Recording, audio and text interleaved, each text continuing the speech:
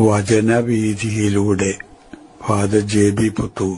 വിശുദ്ധ ലൂക്കാ രചിച്ച നമ്മുടെ കർത്താവ് യേശുമിശിഹായുടെ പരിശുദ്ധ സുവിശേഷം.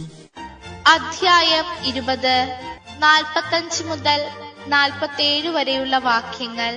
നിയമജ്ഞരുടെ കപട ജീവിതം.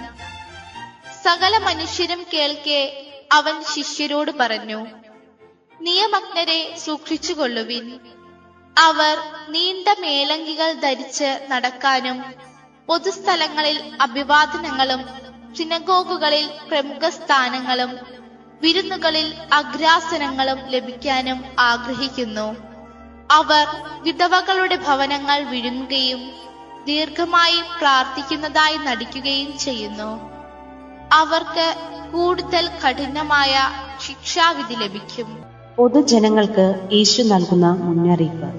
യേശു പൊതുജനങ്ങളെ അഭിസംബോധന ചെയ്ത ഒരവസരമായിരുന്നു അത്.